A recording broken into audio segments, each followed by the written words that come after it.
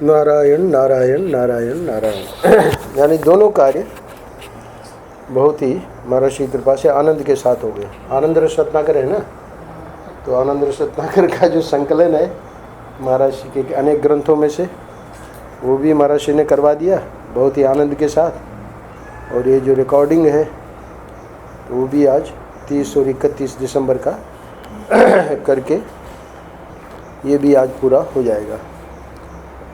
और ये तो मतलब महाराज जी की वाणी है, तो इसलिए इसकी व्याख्या तो अनंत काल तक हो सकती है। तो इसका तो कोई मतलब अपने हृदय ग्रंथि अगर खुल गई है ठाकुर जी की कृपा से, तो व्यक्ति उसमें आनंद लेता रहे। इसीलिए तो ये कृपा धर्म सम्राट कृपात्री जी महाराज वगैरह इतनी रहस्य की बातें बताते हैं। मैंने सुनाया ना कि वहाँ अलौकिक ही है पूरा का पूरा, वहाँ लौकिक का काम ही नहीं है। सभी चीज़ें, जबकि गोपियाँ सब ऐसे वर्णन कर रही है जैसे लौकिक जो संसार में लोगों को डाह होती है, ईर्ष्या होती है, इस प्रकार से वर्णन कर रही है गोपी गीत में। पर ये तो महात्मा लोग समझाते हैं कि ये तो सब लीला कर रहे हैं ठाकुर जी, क्योंकि तभी तो उसका आनंद आएगा। वहाँ अगर गोपियों को बस कोई डाह नहीं है, कोई ईर्ष्या नहीं है, कोई मान नहीं है, कोई रूठना नहीं है, कोई मनाना नहीं है, तो फिर क्या आनंद आएगा, है ना। तो इसीलिए कहा कि 1000 गुना, लाख गुना, करोड़ गुना यहाँ के लौकिक प्रेम से गोपियों का प्रेम ज़्यादा है ठाकुर जी से। यहाँ की आसक्ति में जब इस प्रकार देखने में आता है ना, तो वहाँ जो है वहाँ तो बहुत ज़बरदस्त वर्णन कर रहे हैं बात। तो नारायण नारायण नारायण नारायण। तो ये जो है कृपात्री जी महाराज ने जो समझाया कि एक ही अखंड ब्रह्म में, है ना, ठाकुर जी बन गए, राधा बन गई, गोपियाँ बन गई, तो वहाँ की जो लीलाएं हैं तो लौकिक जो मतलब हम लोग देखते हैं, तो उससे तो वो जो गोपियों का प्रेम है कृष्ण के प्रति, तो 1000 लाख करोड़ गुना ज़्यादा है ना। तो इसलिए फिर वहाँ की जितनी चीज़ें हैं वो बोले कि तटस्थ रूप से उसका आनंद नहीं ले पाओगे। खुद बनना पड़ेगा, वैसे खुद बनना पड़ेगा, मतलब अपने को कल्पना करनी पड़ेगी कि मेरी वो स्थिति है, तब जाके उसका आनंद आएगा। तो ऐसे करके महापुरुष लोग बहुत, यानी ये प्रेम जो है आसक्ति, स्वाभाविक प्रेम, तो स्वाभाविक प्रेम जो है उसकी स्थिति यही है। वो व्यक्ति को कितनी व्यथा, कितनी संताप, कितना उसको पीड़ा होती है ना आसक्ति में, वो जब लौकिक हम देखेंगे तभी अलौकिक वाला गोपियों का समझ में आएगा। तो लौकिक में उन्होंने कहा कि एक आती है हमारे पास देवी जी, तो अब वो उसको एक अपने गुरु, स्त्री गुरु है उनकी, तो उससे इतनी आसक्ति है कि इतना अपमान, इतना ये, इतना वो होता रहता है, और वो व्यथा में रोती रहती है और जाती पूछती रहती है कि भाई अब इसका क्या उपाय है। और कोई उसका उपाय नहीं बता सकता, क्योंकि वो जो आसक्ति है उस आसक्ति में, यानी लौकिक आसक्ति का वर्णन कर रहे हैं, और वो भी बोले कि पुरुष का स्त्री में हो तब भी कोई बात हो, है ना, पर वो तो जो है स्त्री का स्त्री में, इसलिए आके वो बता देती है हमको, है ना, कि भाई देखो ऐसे है और हमको बड़ा कष्ट है और बड़ा सदा। बोले कि संसार में इतनी पीड़ा किसी को हो ही नहीं सकती जितना हम उसको दुखी देखते हैं। तो आसक्ति में इतनी पीड़ा है, तो ये गोपियों का जो प्रेम है हजारों लाखों करोड़ों गुना ठाकुर जी से, तो उसकी कल्पना गोपी गीत सुना रहे हैं ना। तो गोपी गीत में सचमुच में हमको मतलब अंदर प्रवेश करवा रहे हैं कि ये गोपियों का प्रेम कैसा है। गोपियों के प्रेम के बारे में तो बार बार आया है कि भाई प्रेम की ध्वजा है, और है ना उससे, तो अब उसको कैसे हम कल्पना करें, ये महापुरुषों ने अपने प्रवचन में बड़ा बढ़िया समझा। तो खैर मैं ये बता रहा था कि ये तो आनंद रस रत्नाकर और जितना भी साहित्य हमारा शिखा, क्योंकि कल ही मैं विचार कर रहा था कि आनंद रस रत्नाकर के 2 पृष्ठ हो जाए, है ना। मैं ये कह रहा था कि ऐसे विचार आया कि भाई ये आनंद रस रत्नाकर का तो खैर कई वर्षों से हम लोग कर रहे हैं, तो भक्ति सर्वस्व करके महर्षि का ग्रंथ है, जो लिखवाए हुए लेख हैं भक्ति पर, है ना। तो उसमें कुछ जो हमारे काम के, मतलब काम के तो सभी हैं, पर यहाँ जो रिकॉर्डिंग भी होती रहेगी और उस पर चर्चा भी करेंगे। तो आज मैं ले आऊँगा। भक्ति सर्वस्व की पुस्तकें पढ़ी है मेरे पास। मेरा पढ़ा है, एक लड़का तो वो उन्होंने बंटवाई थी अपने, क्या नाम इनका, सेठी जी ने, अपने उस भागवत में। तो मेरे पास पड़ी है, मैं ले आऊँगा। तो कल से भक्ति सर्विस करेंगे। आज जो है हम लोग, तो ये तो मैंने जैसे बताया आनंद रस रत्नाकर या कोई भी महर्षि का या महापुरुषों का जो होता है, तो उसका हम ये नहीं कह सकते कि भाई व्याख्या हो गई है और आप लोग सुन लो, है ना। इसमें तो स्वयं को जैसे जैसे अपनी साधना बढ़ेगी वैसे वैसे और चीज़ें इसके अंदर के रहस्य पता लगते हैं, है ना। क्योंकि ये तो ऐसी वाणी है जिसमें से निकलता ही रहेगा। देखिए गोपी गीत, भागवत आपने बताया ना, ठाकुर जी ने कहा कि हमको कख गग नहीं आता भागवत का। ये भागवत कर ली है, हाँ ईमानदारी से कह रहा हूँ, ABCD भी नहीं है। हाँ ABCD भी नहीं है। तो ये मतलब यही सच्ची मतलब स्थिति है। अगर कुछ लोगों ने रहस्य का पता लगाया है तो यही लोग हैं जो ऋषि तुल्य हैं, महाराज श्री धर्म सम्राट कल्पातिर जी महाराज, है ना, ऐसे महापुरुष। तो आज बता रहे हैं 30 दिसंबर के पृष्ठ में मांडुक्य कारिका प्रवचन आगम प्रकरण में से ये पृष्ठ 558-559, तो वहाँ से मैंने ये लिया क्योंकि ये बात जो है महर्षि की हम सब लोगों के बहुत काम की है। महर्षि समझा रहे हैं कि इस समय समाज में क्या मान्यता हो गई है और कितनी गलत मान्यता हो गई है। तो शीर्षक है मानवता के लिए एक बड़ी भारी घातक प्रवृत्ति। तो वो जो घातक प्रवृत्ति है वो क्या है, वो ये गलत मान्यता, उसको आज महर्षि बताएंगे इस 30 दिसंबर के पृष्ठ में। और हमको ये पृष्ठ, इससे मैं इतना प्रभावित हुआ कि हमने वहाँ जब मैं दक्षिण में था तो राम जी तो कई बार मिलना होता था उनसे। तो तुली बाबा वहाँ तिरुवन्नामलाई आए हुए थे, तो हमने राम जी को कहा कि इस पृष्ठ को तुम तमिल में अनुवाद करके और तुली बाबा को सुनाओ।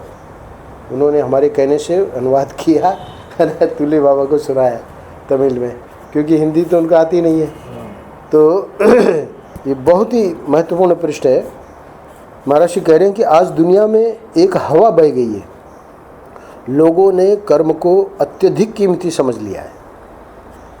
तो महर्षि कह रहे हैं कि ऐसा नहीं है कि हम उसको कीमती नहीं समझते हैं, हम भी कीमती समझते हैं, वह है कीमती, इसमें कोई आपत्ति नहीं है। हम तो यहाँ तक कहने को तैयार हैं कि कर्मेव ईश्वर है, कर्म ही ईश्वर है ना। अंग्रेजी में भी हो गया इसका, वर्क इज़ वर्शिप, है ना। तो कर्म को बहुत बड़ा ओहदा दिया हुआ है। तो महर्षि कह रहे हैं कि हमारे भी यहाँ इस प्रकार के शास्त्रों में वाक्य है कि कर्म ही ईश्वर है। पर कौन सा कर्म ईश्वर है? पानी पीटना ईश्वर नहीं है ना। कोई लाठी है उसके पास और बैठ के अपना नदी के पास बैठ के और पानी पीट रहा है, तो ये कर्म तो है ही है, पर ये ईश्वर नहीं है। कौन सा कर्म ईश्वर है? जो लोक हितकर, लोकोपयोगी श्रम है, धर्म है ना, उसकी प्रतिष्ठा करो, पूजा करो, है ना, वह जो है ईश्वर है। ये अभिप्राय है। पर इसके साथ साथ महर्षि एक बात यहाँ बताना चाह रहे हैं, वो ये है कि महाराज श्रम यानी कर्म के साथ, धर्म के साथ उसका एक पहलू और भी होता है। कौन सा पहलू? श्रम के साथ साथ शांति भी होती है। प्रत्येक पदार्थ के दो पहलू होते हैं। तो ये हो क्या रहा है कि गड़बड़ इसी में हो रही है कि सिर्फ एक पहलू को महत्व दिया जा रहा है और दूसरा जो शांति वाला पहलू है उसकी बिल्कुल उपेक्षा की जा रही है। वो शांति वाला पहलू क्या सिखाता है? सुनो, बहुत से लोग हैं वो उसी शांति के लिए, है ना, समाधि आदि की साधना करते हैं, ध्यान की साधना करते हैं, उपासना करते हैं, भजन करते हैं। तो इसकी भी एक कीमत होती है। ये जो है शांति वाले पहलू की बिल्कुल उपेक्षा करना, है ना, वो गलत है। क्यों? इसकी भी एक प्रतिष्ठा होती है। कर्म की इतनी प्रतिष्ठा तो नहीं होनी चाहिए ना कि जिस वस्तु की प्राप्ति के लिए कर्म है, जिस ध्यान समाधि, जिस ईश्वर, जिस आत्मा के साक्षात्कार के लिए कर्म है, वह धर्म ही छूट जाए, वह समाधि ही छूट जाए, वह ध्यान ही छूट जाए, इतनी तो कर्म की प्रतिष्ठा नहीं होनी चाहिए भाई, है ना। तो जो सज्जन जो अपना आनंद से लेटे थे पेड़ के नीचे, है ना, तो वो जो कर्म की प्रतिष्ठा वाले ने उसको यही कहा कि ऐसे लेटे लेटे, है ना, शर्म नहीं आती तेरे को? तो बोले भाई क्या करें आप बताओ, है ना। तो बोले कि ऐसे ऐसे, है ना, कर्म करो। तो भाई वो जब उसने पूछा भाई कर्म करके क्या होगा, उसने बताया कि कर्म करके ऐसे पैसा मिलेगा, पैसे से क्या होगा? बोले पैसे से भोग करोगे, भोग से क्या होगा? बोले भोग से सुख मिलेगा, सुख से क्या होगा? बोले सुख से शांति से फिर अपना आनंद में सोओगे। तो बोले वो तो मैं सो आनंद से लेटा हुआ हूँ। तो कर्म की इतनी प्रतिष्ठा तो नहीं होनी चाहिए कि जिस वस्तु की प्राप्ति के लिए कर्म है, जिस ध्यान समाधि, जिस ध्यान समाधि, जिस ईश्वर, वो उनका कह रहा होगा वकील साहब का, ये भी हमें कहीं भी नौकरी मिलना किसी बड़ी गवर्नमेंट के काम से कम थोड़ी है। तो हम लोगों का ये प्रसंग चल रहा था कि भाई जिस ध्यान समाधि, ईश्वर, जिस आत्मा के साक्षात्कार के लिए कर्म है, वह धर्म ही छूट जाए, वो समाधि ही छूट जाए, वो ध्यान ही छूट जाए, इतनी तो कर्म की प्रतिष्ठा नहीं होनी चाहिए भाई। माने भजन न छूटे, दूसरे शब्दों में महाराज श्री समझा रहे हैं कि जो हमारा लक्ष्य है वह न छूटे, योग न छूटे, उपासना न छूटे, है ना। पर बोले कि सब लोग तो अधिकारी हैं नहीं। तो बोले ठीक है, जो लोग उसके अधिकारी नहीं है, जो उसको नहीं कर सकते हैं, यानी भजन, योग, उपासना ये सब नहीं कर सकते हैं, अथवा कर तो सकते हैं पर पूरे समय नहीं कर सकते हैं। भाई आप लोग महात्मा लोग जो है सुबह से रात तक यही करते रहते हो, है ना, हम तो नहीं कर सकते। बोले कोई बात नहीं, तुम पूरे समय नहीं कर सकते हो तो उनके जीवन में उतने हिस्से में, है ना, जिसमें वो फ्री हैं, अपना कर्म करें, उसके लिए मना नहीं है। पर ये जो हवा चल पड़ी है कि एक दुनिया में एक हवा बह गई है कि भाई आगे बताएंगे महाराज श्री, छोड़ो ये सब, है ना। उसके पहले एक पृष्ठ में आया था आनंद रस रत्नाकर में कि कम्युनिस्ट आके हमको कहते हैं कि आप लोगों के ऋषियों ने और आप लोगों ने जो ये प्रयोग किया है ना कि ईश्वर की भक्ति करेंगे, सत्संग करेंगे, लोग ईमानदार बनेंगे, बोले वो प्रयोग फेल हो गया है। तो अब जो है आप जो है बोले अब क्या करना है? बोले अब जो है ना, आ जाओ कर्म के क्षेत्र में। तो एक कर्म के क्षेत्र वाले बड़े विचित्र होते हैं। तो वहाँ हमारा ने कहा हमारा सिर नीचा हो जाता है, भाई सत्संगी लोगों को तो कम से कम इतना ध्यान तो देना चाहिए, है ना, हमको बुलाना देते हैं लोग। तो कर्म करो और ये जो है ईमानदारी से इधर अपना भजन करो, दोनों बात है। कर्म का दूसरा पहलू जो शांति है उसकी उपेक्षा नहीं होनी चाहिए। पर वो हवा क्या बह गई? बोले कि महापुरुष का केवल ये अर्थ नहीं है कि जो चरखा काटे उसी का नाम महात्मा। उसमें महात्मा गांधी जी का समय था, है ना, तो वही अब सब लोगों से चरखा कटवा रहे थे। तो बोले ये तो अर्थ नहीं है ना, जो झाड़ू लगावे उसी का नाम महात्मा। तो बोले कि क्या ये गलत है? महात्मा गांधी क्या गलत बोल रहे हैं? भाई वो ठीक है, पर ध्यान लगाने वाले भी महात्मा होते हैं, समाधि लगाने वाले, वेदांत विचार करने वाले भी महात्मा होते हैं, है ना। इस बात को आप लोग क्यों भूल रहे हैं? ये जो महात्मापने की आज कसौटी बदलती जा रही है ना, जो बदलने का रुख है, जो नई हवा आती है वह कहती है कि क्या एकांत में बैठे हो, है ना, गोपालगढ़ में क्या करते हो, है ना, क्या एकांत में बैठे हो? अब माला फेरने का युग गया, छोड़ो भजन, अब आओ हमारे कंधे से कंधा मिलाओ और उतर पड़ो कर्म क्षेत्र में, है ना। तो अब ये जो आजकल ये जो हवा बह गई है वो बहुत ही खतरनाक है। जो नई हवा आती है, यानी नई पीढ़ी वाले लोग जो है वो इस प्रकार की सब बातें करते हैं। तो ये जो प्रवृत्ति है ये हमारे देश के लिए, विश्व के लिए, मानवता के लिए बड़ी भारी एक घातक प्रवृत्ति लोगों के चित्त में लोगों के जीवन में आ रही है। यानी यहाँ कहने का मतलब महर्षि का इतना ही है कि बैलेंस रहना चाहिए।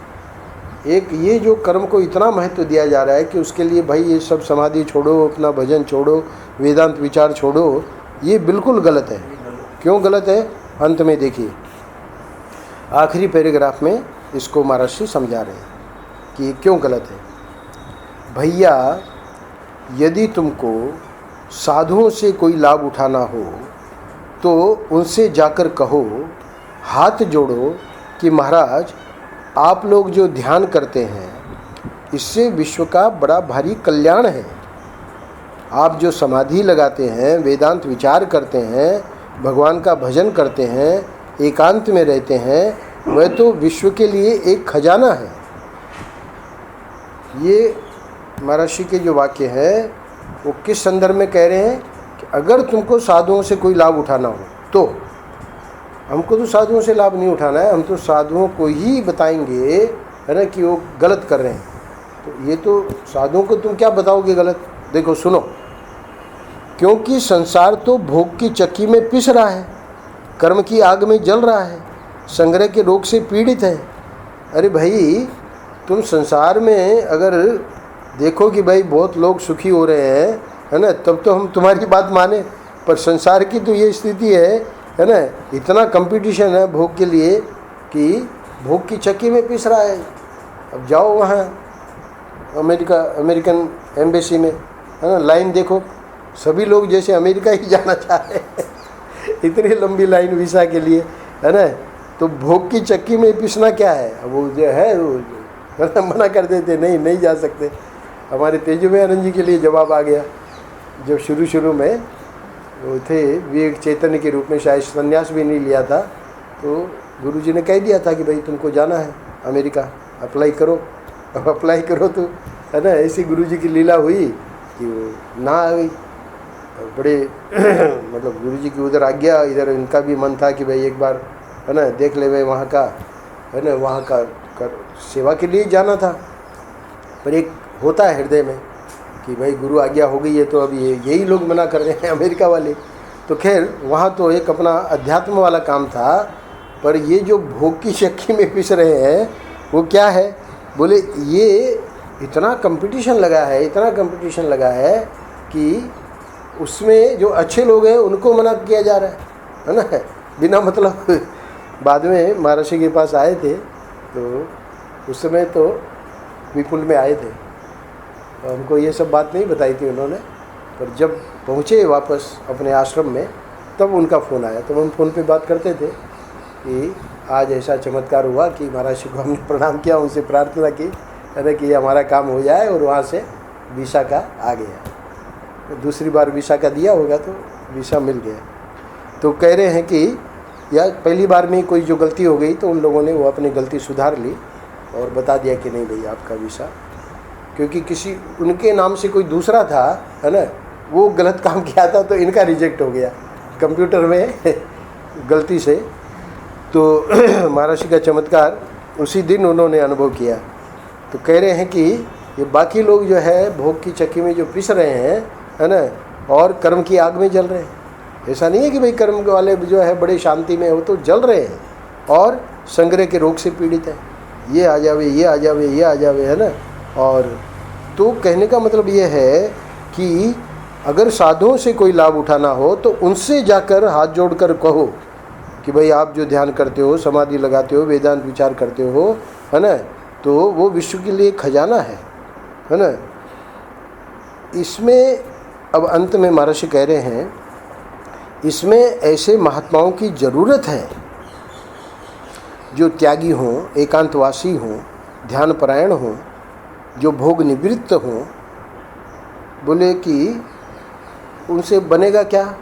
बोले कि उनको देखकर उनके शरीर की हवा से लोग यह तो समझें कि बिना भोग के भी हम सुखी रह सकते हैं। आज ये जो धारणा बन गई है कि भाई सुखी होना होगा, सुखी होना है तो भोग। अब उस भोग के लिए कितने गलत कार्य कर रहे हैं ना, कितना अधर्म कर रहे हैं, कितना जो पाप कर्म कर रहे हैं, वो उनको समझ में ही नहीं आ रहा है। और वो पाप कर्म तो दुखी बनाएगा, वो सुखी काम बनाएगा। तो इसलिए ये साधु लोग जो है वो ही हमको समझाएंगे कि असली सुख कहाँ है। सुखी होने के लिए अंतर्मुखता की आवश्यकता है। एक ही पंक्ति में, क्योंकि इस पृष्ठ में मुख्य रूप से तो यही बताना था कि कर्म का और शांति का ये दोनों पहलू जो है जीवन के, उस पर बैलेंस रहना चाहिए। और अब प्रश्न उठा कि भाई अगर आप इसमें बहिर्मुखता में शांति नहीं मान रहे हैं तो शांति फिर किस में है? सुखी होने के लिए अंतर्मुखता की आवश्यकता है। अंतर्मुखता की क्यों आवश्यकता है? क्योंकि बहिर्मुखता में क्या हो रहा है कि विषय भोग में व्यक्ति परेशान हो रहा है, वो समझ नहीं रहा है जो सुख वो तो असली अंदर ही है, अपने अंदर ही सुख है। क्योंकि जब सुषुप्ति में हम जाते हैं तो वहाँ कोई भोग की चीज़ नहीं है, और उठते हैं तो कहते हैं कि हमको है ना ऐसी बढ़िया नींद आई, आज इतना आनंद आया। अरे आनंद वहाँ कहाँ आया? वहाँ तो न कोई भोग थे, न कोई इंद्रियाँ थी, न कोई तुम्हारे विषय थे, वहाँ किसका आनंद आया? तो ये व्यक्ति समझता नहीं। हमारा जो स्वरूप है वो सुख स्वरूप है, जो आत्मा है वो सच्चिदानंद है। तो इसलिए महाराज कह रहे हैं कि अंतर्मुख जब होगा व्यक्ति, तब उसको ये बातें धीरे धीरे समझ में आएंगी। इसलिए राष्ट्र को, विश्व को, मानवता को ऐसे ध्यान परायण, निवृत्ति परायण, समाधि परायण, भगवत भजन परायण महात्माओं की आवश्यकता हमेशा रहती है और रहेगी, है ना। तो सिर्फ हमको ऐसा बनना है ऐसे ही नहीं, पूरे राष्ट्र को, विश्व को और मानवता को, है ना, जो ध्यान परायण, निवृत्ति परायण, समाधि परायण, भगवत भजन परायण जो महात्मा है ना, उनकी आवश्यकता हमेशा रहती है और रहेगी। तो इस प्रकार से ये पृष्ठ जो है, ये तुली बाबा को जब सुनाया गया तो तुली बाबा बड़े प्रसन्न हुए। अब तो उनका शरीर नहीं रहा। नारायण नारायण नारायण नारायण।